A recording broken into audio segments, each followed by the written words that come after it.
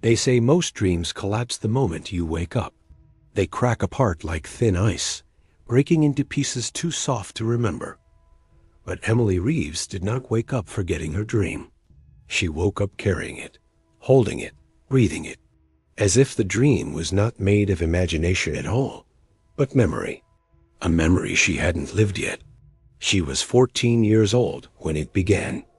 A quiet girl from a small town in northern Oregon, the kind of place where nothing truly strange ever happened.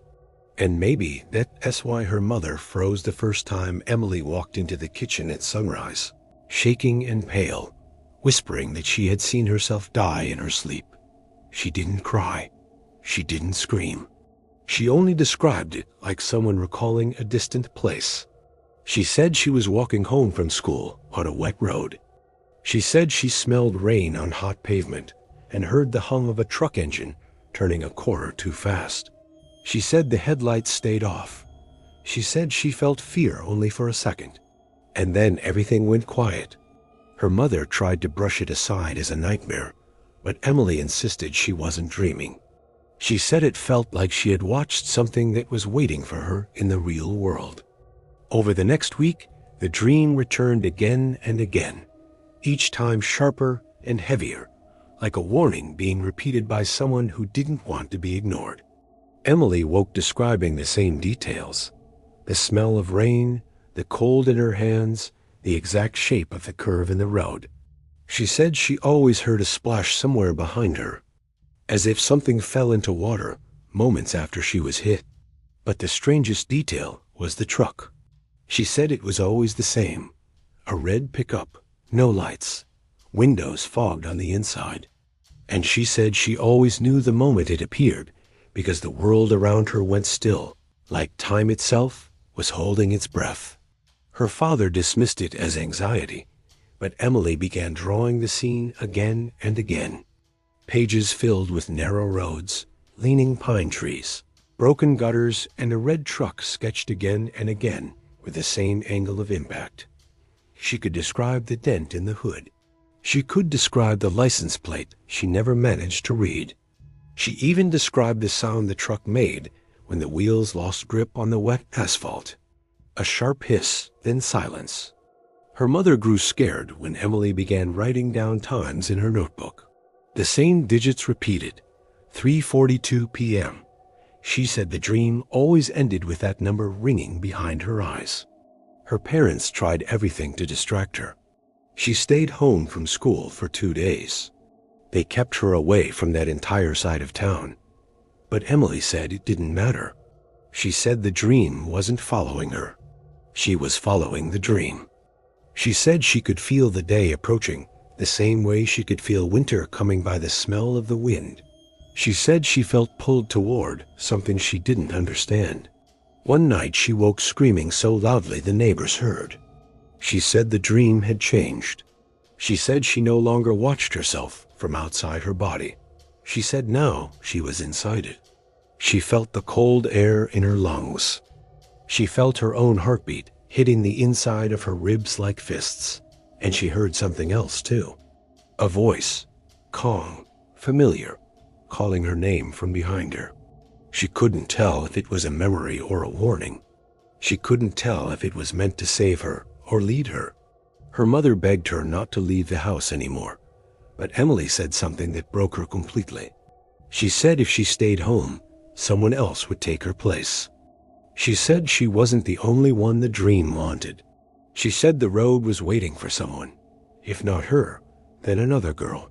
She said she knew the dream was not about fate. It was about substitution. She said she had to be the one to go. The day of the accident began quietly. Rain had fallen early that morning, leaving the pavement wet and shining like glass. Emily barely touched her breakfast. She looked tired, but strangely calm, like someone walking toward a truth they finally accepted. At 3:17 p.m., she kissed her mother on the cheek and walked out the door. Her mother begged her to stay, but Emily said only one thing. She said she didn't want anyone else to die in her place.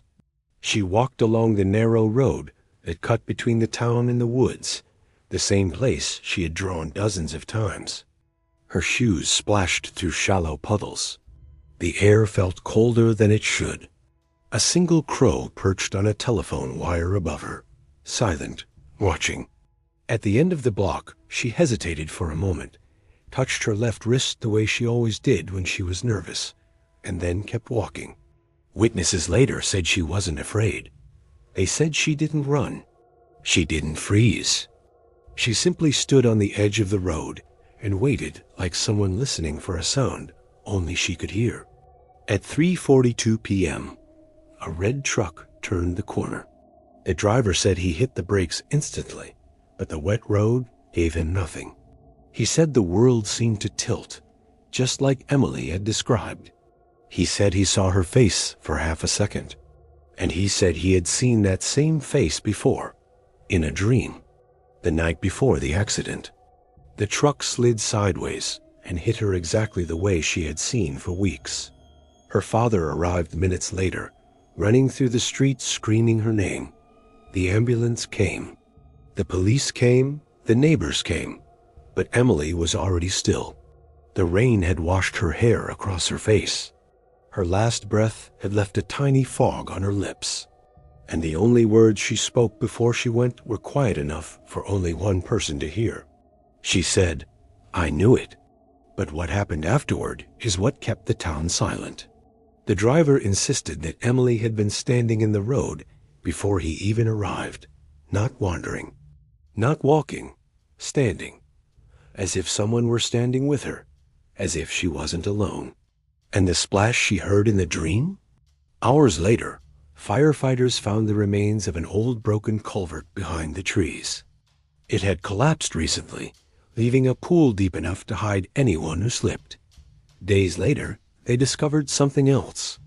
A girl from a neighboring town had gone missing weeks before. She was last seen walking near that same road, the same curve, the same hour. Police believe she may have been heading in the same direction Emily did. They believe Emily's dream wasn't just a warning. It was a replacement. Whether the dream was a memory from another life, a premonition, or something darker trying to correct a story left undone, no one could explain. The only thing everyone agreed on was simple. Emily did not dream her death. She remembered it because someone else was supposed to live it. If you have ever felt a memory that doesn't belong to you, if you have ever sensed a moment coming before it arrives, if you have ever felt pulled towards something you don't understand, stay. You're not alone. You are among your own.